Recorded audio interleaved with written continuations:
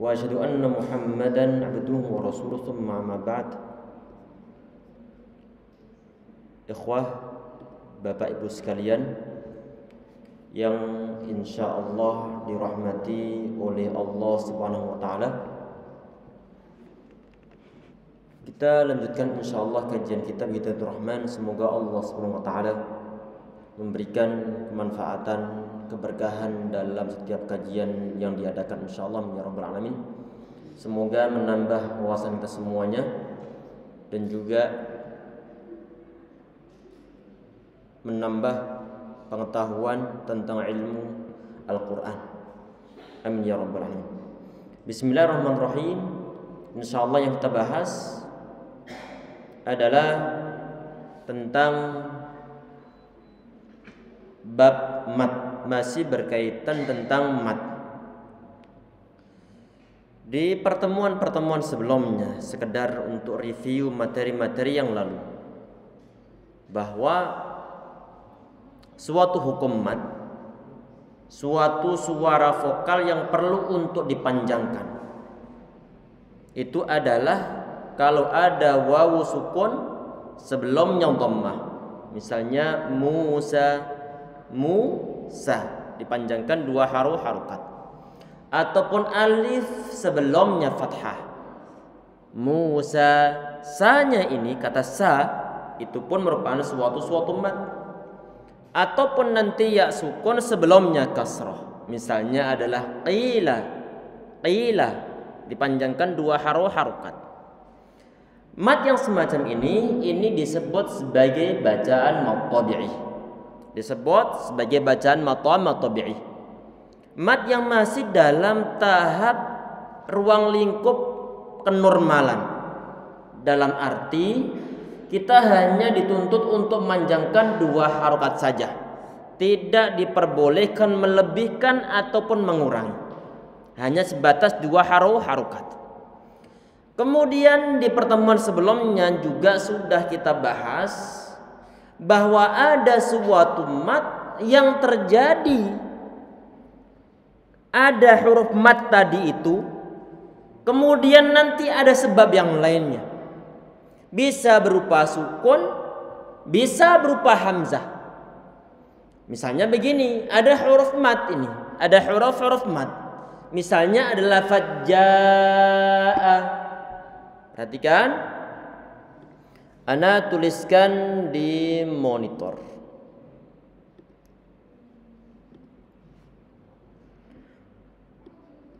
Ini sudah kita sampaikan sebelumnya. Cuma kita ingin mereview sedikit insyaallah untuk merefresh, barangkali ada sebagian di antara kita yang baru belajar, sehingga saat diulang sebagiannya begini nanti bisa mengingatkan materi-materi yang lalu insyaallah. Perhatikan, inilah fajja. Kalau modelnya kita mendapatkan ja begini, ada alif yang kasih warna merah, ini dia ada alif, sebelumnya fathah. Kalau hanya begini saja, maka ini jelas hukumnya adalah bacaan mat tabi'i.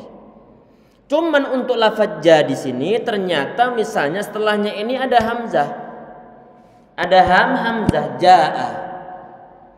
Artinya di sini ini ada huruf mat bertemu dengan hamzah. Bertemu dalam satu kata. Maka matnya disebut sebagai mat wajib muttasil. Ini pembahasan telah kita bahas sebelumnya. Kok enggak disebut sebagai bacaan mat tabi'i, bagaimana? Karena bertemu dengan hamzah. Saat ada suatu huruf mat, yaitu huruf alif di sini atau huruf mat yang lainnya, bertemu dengan hamzah, pertemuannya terjadi dalam satu kata, maka matnya bukan mat tabi'i, tetapi ini adalah mat wajib muttasil. Kalau bertemu di lain kata, misalnya mat ini, misalkan begini,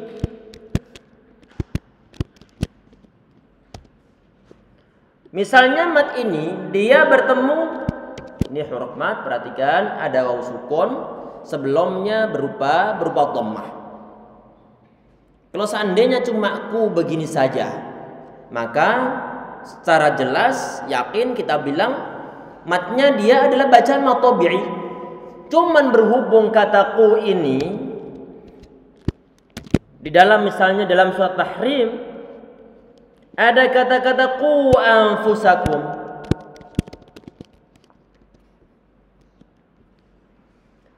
Ada huruf mat berupa wawu sukun sebelumnya hamzah bertemu dengan ada wawu sukun sebelumnya dhamma bertemu dengan hamzah di awal kata berikutnya. Artinya matnya terpisah dengan hamzah di awal kata berikutnya. Maka matnya juga bukan bacaan mat tabi'i, tapi matnya adalah mad jaiz munfasil.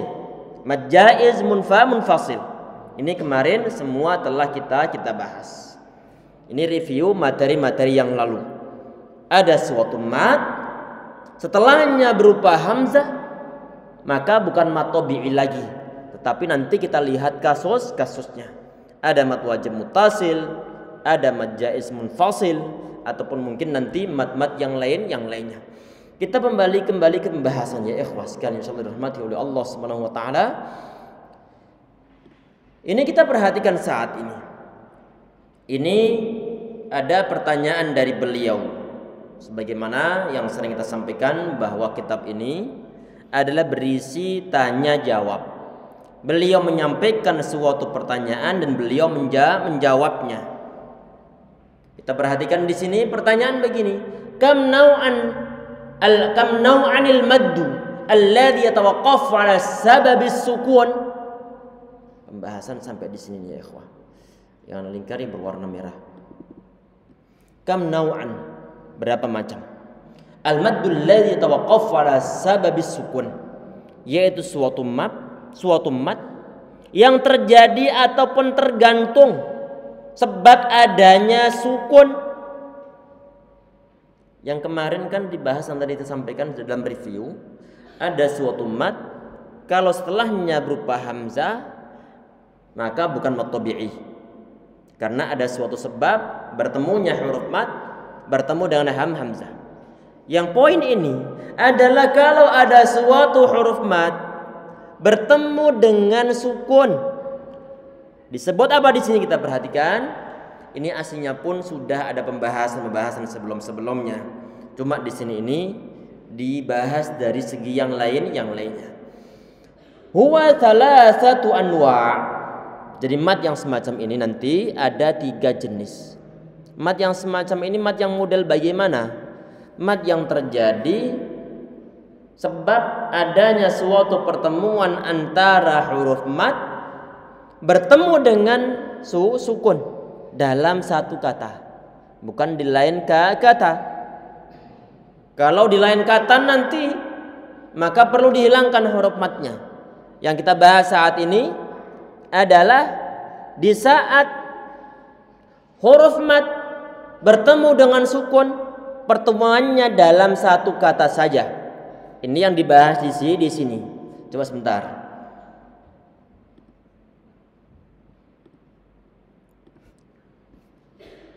Perhatikan di papan tulis.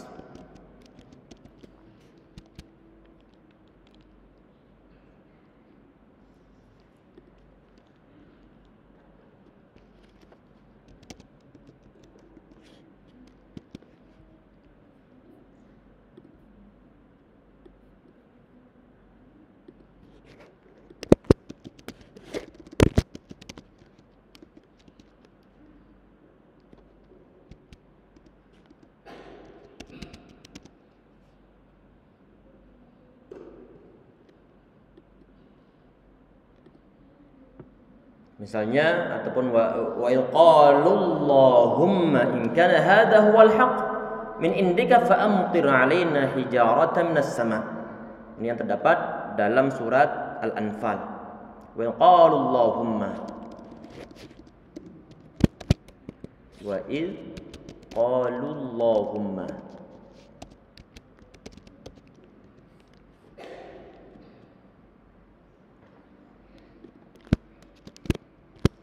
Ini adalah huruf mat. Nanti bertemu dengan al ini, bertemu dengan sukun setelahnya. Maka model begini nanti huruf matnya dihilangkan. Kalau misalnya huruf mat kok bertemu dengan sukun di dalam satu kata. Nanti ini yang kita bahas.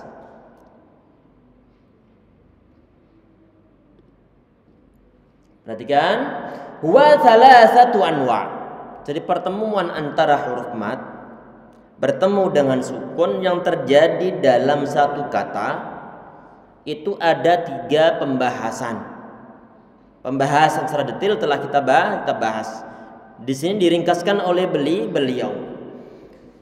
Lazimun, yang pertama adalah lazim. Ini kemarin di saat dibilang lazim, maka di sini maksudnya adalah mat lazim.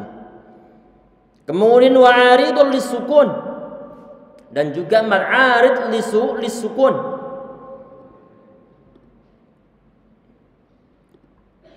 Walinun, dan juga matlin. Jadi 3 mat ini itu mereka terjadi sebab ada pertemuan antara huruf mat bertemu dengan sukun dalam satu kata. Ini yang kita sampaikan sudah dibahas di bab sebelumnya. Sepertinya seperti sebelum Ramadan dulu. Cuman berhubung di sini beliau menyebutkan lagi, sehingga hanya kita bahaskan secara singkat saja, insyaallah. Perhatikan untuk mengingatkan. Ini mat lazim itu adalah jika setelah huruf mat terdapat huruf yang sukunnya adalah sukun asli. Misalnya begini, perhatikan. Ini yang ada dalam contoh nanti. Untuk mat ini yang kemarin kita bahas, ada yang terjadi dalam satu kata ataupun kalimat, maka disebut sebagai mat lazim kilmi. Kalau nanti pertemuan antara huruf mat bertemu dengan sukun itu terjadi pada satu huruf, maka disebut sebagai mat lazim harfi. Baik yang harfi ataupun yang kilmi, masing-masing dibagi 2 ini. Ada yang mustaqal, ada yang mukhaffaf. Ini terlalu banyak pembagian, semoga nggak pusing ini. Sebentar kita ingatkan dengan adanya contoh-contoh ini. Perhatikan, di sini ada kata al-haqqatu mal-haqqah. Ini kata al-haqqah itu ada suatu hukum bacaan mat yang disebut sebagai mat lazim kilmi musaqqal. Mat lazim kilmi musaqqal. Perhatikan,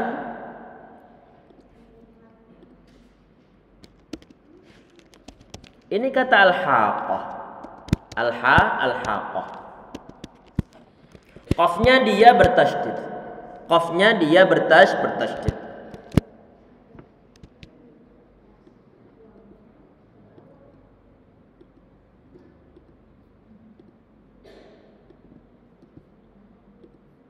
Ini yang anak kasih warna merah, ini adalah huruf mat. Huruf alif sebelumnya fathah, tentu dia adalah bacaan mat. Tadi dibilang ini adalah contoh dari mat lazim. Mat lazim itu terjadi di saat ada suatu huruf mat bertemu dengan sukun dan sukunnya adalah sukun asli. Terjadi dalam satu kalimat. Maka disebut mat lazim kilmi. Saat ditanyakan itu kok bertemu dengan sukun, mana sukunnya? Ini sudah kita bahas sebelumnya. Kita perhatikan, yang kemarin pernah kita bahas adalah asal usul dari kata al-haqqah ini. Perhatikan, al-haqqah itu qafnya bertasydid. Yang sering kita sampaikan bahwa huruf yang bertasydid pada hakikatnya adalah 2 huruf yang sama. Pertama sukun, kedua berharokat. Kita tuliskan 2 qaf. Kita urai.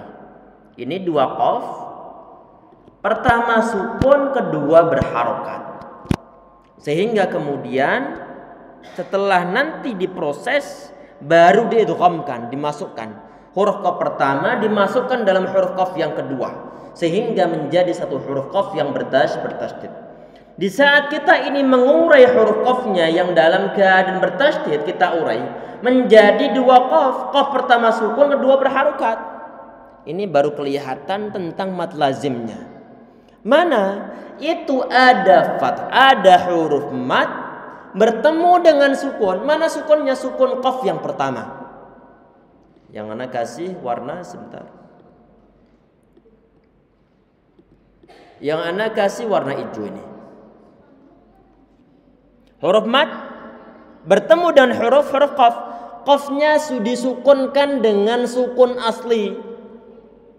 Artinya dalam keadaan wasal ataupun dalam keadaan waqaf, sukunnya itu ada.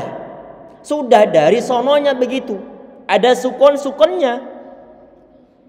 Kalau sukunnya begini, sukunnya ada sukun asli dan sebelumnya berupa huruf mad, maka disebut sebagai mad lazim. Disebut sebagai mad lazim. Ini terjadi dalam satu kata ataukah terjadi dalam satu huruf? Jawabannya adalah terjadi dalam satu kata. Kalau terjadi dalam satu kata, maka disebut sebagai mad lazim kilmi. Mad lazim kilmi ataupun kalimi. Karena terjadi dalam satu kata. Ini nanti masuk dalam kategori musaqqal ataukah berupa yang mukhaffaf. Kita lihat nanti penamaannya. Kalau musaqqal, cirinya adalah setelah huruf mad itu ada tasydidnya. Sekarang kita lihat ini al-haqqah ini setelah huruf madnya ada tasydidnya atau enggak ada? Halo? Ada. Berarti kalau ada dia musaqqal ataukah mukhaffaf? Musaqqal. Jelas ya? Mudah insyaallah ini. Mudah ya? Sekarang perhatikan untuk yang model kedua. Kita utuhkan dulu.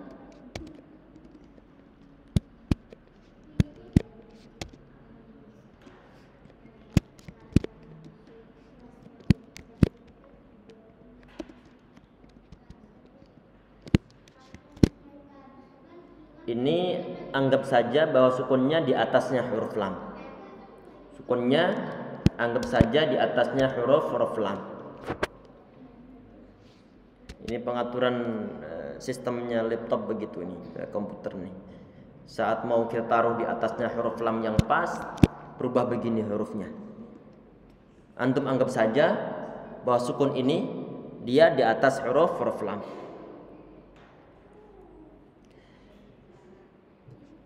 Ini matnya juga disebut sebagai mad lazim. Karena kenapa? Karena ada huruf mad bertemu dengan sukun. Mana huruf madnya? Ini a, asalnya adalah a'al-ana. A'al-ana. Kemudian alifnya ini langsung nanti bisa diganti menjadi yang diberikan tanda alis di atasnya. Ini alifnya adalah alif huruf mad. Artinya alif huruf mad di sini bertemu dengan sukun. Mana sukunnya? Di atas huruf lam. Ini sukunnya ini. Sukun di atas huruf lam. Ini terjadi dalam satu kata ataukah terjadi dalam satu huruf? Jawabannya ada terjadi dalam satu kata. Kalau terjadi dalam satu kata maka disebut sebagai mad lazim kilmi. Ini mukhaffaf ataukah musaqqal? Maka nanti tinggal dilihat setelah huruf mad itu kalau dia berupa sukun maka madnya disebut sebagai mad lazim mukhaffaf. Madnya disebut sebagai mad lazim mukhaffaf. Kalau setelah madnya itu nanti berupa tasydid maka mad lazim musaqqal. Baik yang mukhaffaf ataupun yang musaqqal, hukum bacaannya adalah pemanjangannya dibaca dengan 6 harokat. Diharuskan dibaca 6 harokat. Berarti perlu untuk dibaca panjang. Perlu untuk dibaca panjang. Ini adalah untuk mad lazim yang kilmi baik yang mukhaffaf ataupun yang musaqqal. Kemudian bagian yang kedua, kalau nanti pertemuan antara huruf mad bertemu dengan sukunnya itu terjadi dalam satu huruf, maka disebut sebagai mad lazim harfi. Maka disebut sebagai mad lazim harfi. Kok bisa terjadi dalam satu huruf padahal satu huruf itu ada satu abjad ataupun satu karakter ini? Kok bisa, bagaimana? Kita perhatikan prosesnya yang telah kita bahas juga sebelumnya. Kita hapuskan dulu. Misalnya adalah alif lam mim. Adalah alif lam mim. Alif lam mim ini yang berada di awal misalnya Al-Baqarah ataupun nanti sebagian surat-surat yang lainnya yang diawali dengan model-model kata-kata alif lam mim ra ataupun alif lam ra ataupun kahf ain shad ataupun yang lain sebagainya.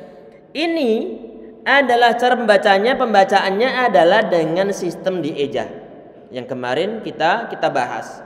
Misalnya ini alif ditulis begini, kemudian lam kemudian ditulis begini. Kemudian mim, sebentar kita kasih pemisah insyaallah. Ini alif, kemudian lam, kemudian mim.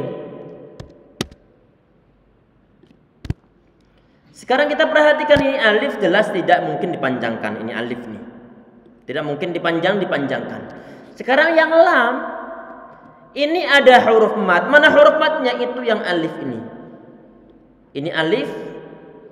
Setelah huruf lam, ini adalah huruf alif. Artinya dia ini huruf mad. Huruf mad bertemu dengan mim yang disukunkan. Huruf mad bertemu dengan lam, dengan huruf mim. Berarti ini dia adalah bacaan mad lazim. Karena kenapa? Karena ada huruf mad bertemu dengan sukun. Pertemuannya ini terjadi dalam satu kata ataukah terjadi dalam satu huruf lam saja? Terjadi dalam satu huruf lam saja, sehingga disebut sebagai mad lazim harfi. Untuk pembahasan yang mukhaffaf sama yang musaqqal bagaimana Ustaz? Kita lihat nanti. Kalau setelah huruf mad ini berupa huruf yang bertasydid, maka disebut sebagai mad lazim harfi musaqqal. Bagaimana prakteknya sekarang? Perhatikan ini. Ini kata lam kan dia mim sukun nih bertemu dengan mim setelahnya yang berharokat. Ini dalam bahasa Arab, di saat ada dua huruf yang sama ataupun berdekatan makhraj, yang pertama sukun, kedua berharokat, maka pertama perlu untuk diidghamkan, dimasukkan, dilebur, disatukan dalam huruf yang kedua sehingga menjadi satu huruf yang bertasydid. Maka nanti step-stepnya adalah begini. Sebentar kita enter di dalam berikutnya. Nah, ini alif, kemudian lam,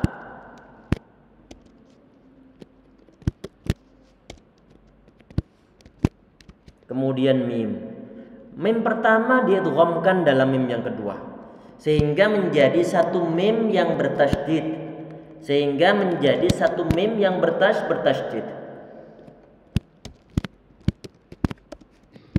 Nah, ini lam ada alif berarti dia huruf mad bertemu dengan mim yang bertasydid.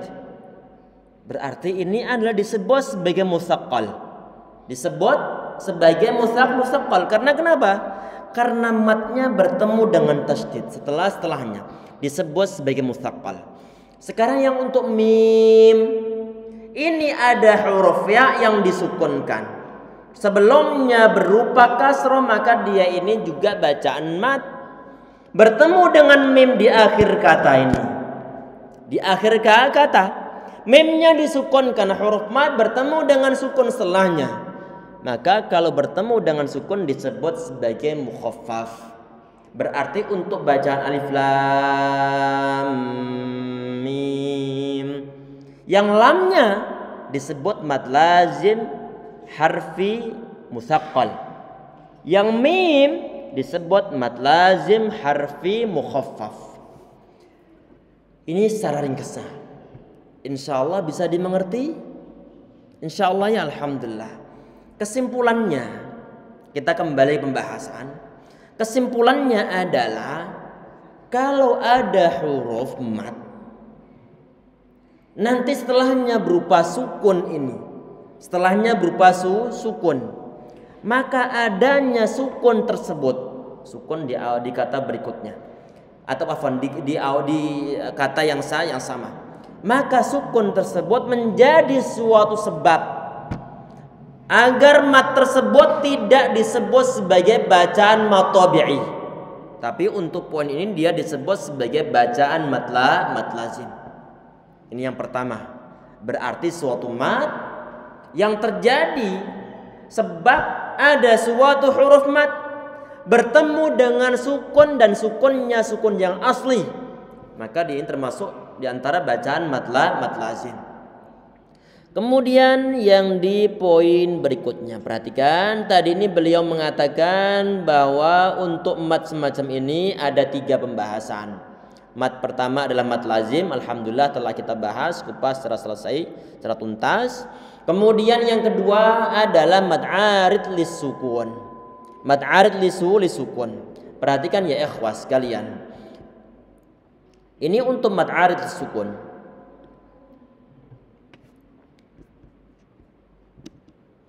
Atau langsung di Al-Qur'annya sebentar.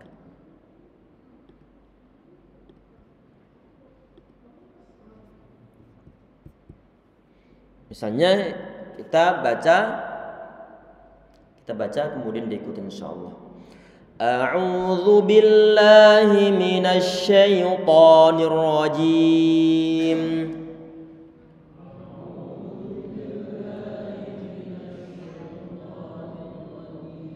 Ini ayat yang ke-6 paling atas. Innal ladzina kafaru sawa'un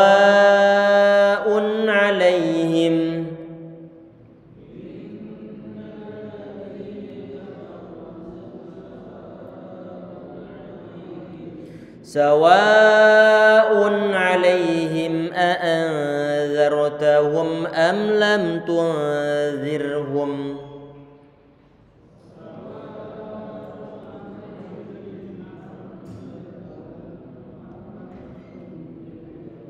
am lam tunzirhum la yu'minun.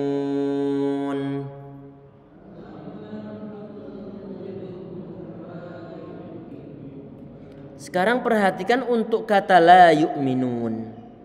Kata la yu'minun ini kalau antum perhatikan huruf nunnya dia sukun ataukah berharokat? Berharokat. Harokatnya adalah fathah. Di saat kita menghentikan bacaan di sana mungkin karena dia berada di akhir kata, ataupun mungkin karena suatu saat nanti nafas gak cukup, keburu habis misalnya, maka untuk huruf yang berharokat semacam ini perlu untuk disukunkan karena waqaf. Untuk disukunkan karena waqaf. Tayyib. Sekarang ini untuk memudahkan perhatikan, kita sukunkan nunnya ini. Ini kita anggap bahwa dia dalam keadaan sukun. Yang bulat merah ini antum anggap saja bahwa dia sukun. Saat ditanya itu sukunnya sukun asli ataukah bukan sukun asli? Bukan sukun asli. Kenapa kok bukan sukun asli? Karena di saat kita mewasalkan bacaan dari akhir ayat yang ke-6 ke awal ayat yang ke-7, sukunnya nggak ada. Berarti kalau sukunnya nggak ada di saat dalam keadaan wasal, maka dia bukan sukun asli. Maka dia bukan sukun asli. Tapi sukunnya ada adalah karena faktor waqaf. Model yang semacam ini kalau kita perhatikan bahwa sebelum huruf nun yang disukunkan karena waqaf, sebelumnya itu ada huruf mat, yaitu wawu sukun sebelumnya dhammah. Berarti huruf mat bertemu dengan sukun. Bertemu dengan sukun. Berarti nanti matnya itu muncul sebab adanya sukun ini. Mat yang semacam ini disebut sebagai bacaan mat arid lis sukun. Yaitu suatu mat yang terjadi Sebab kita itu berhenti dengan cara mensukunkan suatu huruf yang berharokat karena faktor waqaf. Karena faktor waqaf. La yu'minun, dibuat sukun huruf nunnya. Maka mat semacam ini yang ada pada huruf wawu disebut sebagai bacaan mat arid lisukun. Berarti saat dibahaskan tentang mat yang punya suatu sebab bertemu dengan huruf sukun setelahnya, maka nanti pembahasan tidak mungkin terlepas juga dari pembahasan mat arid lisukun. Berarti untuk mat arid lisukun itu adalah diantara bacaan ataupun hukum mat yang terjadi sebab adanya sukun. Sebab adanya sukun itu adalah yang kedua. Tadi yang pertama mat lazim, yang kedua adalah mat arid lisukun. Yang ketiga apa? Yang ketiga adalah bacaan matlin. Bacaan matlin ini juga terjadi disebut sebagai matlin karena adanya sukun. Sebab waqaf. Kalau tidak disukunkan sebab waqaf, maka matlin tidak ada. Maka matlin tidak ada. Yang sering kita gunakan ataupun kita di sini kebetulan ada contoh, perhatikan di ayat yang ke-8. Di ayat yang ke-8 nanti kita fokuskan untuk pembahasan wabil yaum. Wabil yaum. Kita baca dulu dari awal ayat.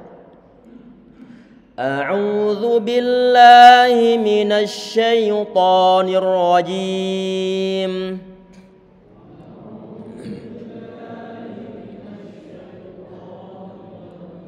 Bismillahirrahmanirrahim.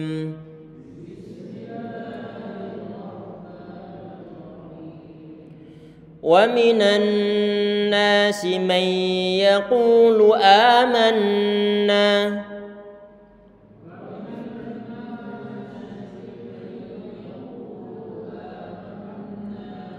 amanna billahi wa bil yaum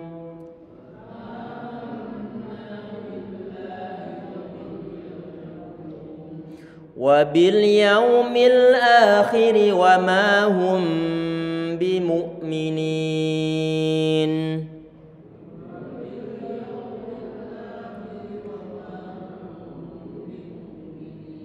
Kita mau wakafkan lagi, diwakafkan pada kata al-yaum.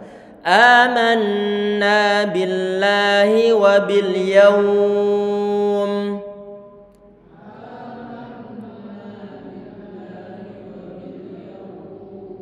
Kita perhatikan bil yaum. Berarti ini kita panjangkan melebihi kadar mat tabi'i. Karena panjang di sini. Wa bil yaum. Kenapa kok perlu untuk dipanjangkan? Kok nggak cukup cuma sekedar mat tabi'i saja? Karena alasannya dia ini adalah bacaan matlin. Adalah bacaan matlin. Karena kenapa? Karena ada huruf lin bertemu dengan huruf yang disukunkan sebab waqaf. Mana huruf linnya? Perhatikan, ada ya sukun di sini kata al-yaum. Ada ya yang disukunkan dan sebelumnya berupa fathah. Maka ini adalah suatu huruf yang punya sifat lin. Lin artinya mudah untuk diucapkan. Mudah untuk diucapkan. Ini huruf lin ini, huruf yang punya suatu sifat lin, baik waw sukun sebelumnya fathah ataupun ya sukun sebelumnya fathah juga. Dia adalah huruf yang punya sifat lin. Di saat huruf lin ini dia bertemu dengan suatu sukun yang muncul sebab waqaf, maka disebut sebagai bacaan matlin. Maka disebut sebagai bacaan matlin. Artinya kalau tidak ada sukun, maka tidak ada kebolehan untuk memanjangkan. Tidak boleh kita baca begini. Amanna billahi wa bil yaumil akhir. Bil yaumil akhir. Kenapa nggak diperbolehkan? Karena mimnya tidak disukunkan. Karena huruf yang datang setelah huruf lin tidak disukunkan karena waqaf. Kalau tidak disukunkan maka tidak ada bacaan matlin. Karena matlin ini muncul sebab bertemunya antara huruf lin bertemu dengan sukun karena sebab waqaf. Artinya kalau nggak ada sukun maka nggak ada matnya. Karena syaratnya tidak terpenuhi. Kesimpulan di sini ya ikhwah sekalian, yang insyaallah dirahmati oleh Allah Subhanahu wa taala adalah di saat ada suatu huruf yang punya sifat lin, baik waw sukun sebelumnya fathah ataupun ya sukun sebelumnya fathah, bertemu dengan suatu huruf yang disukunkan karena waqaf, maka disebut sebagai bacaan matlin. Berarti kesimpulannya, matlin itu adalah di antara suatu bacaan mat yang muncul sebab bertemunya huruf lin bertemu dengan sukun. Huruf bertemu dengan sukun. Ini yang disebut sebagai bacaan matlin, dan sukunnya bukan sukun asli, berarti syarat. Berarti syarat dari matlin sama mat'arli sukun itu sama. Dari segi apa? Huruf yang datang setelah huruf lin ataupun setelah huruf mat ini, dia harus berupa huruf yang disukunkan karena waqaf. Kalau tidak ada huruf sukun karena waqaf, maka bacaannya bukan mat'arli sukun dan juga bukan bacaan matlin itu sendiri.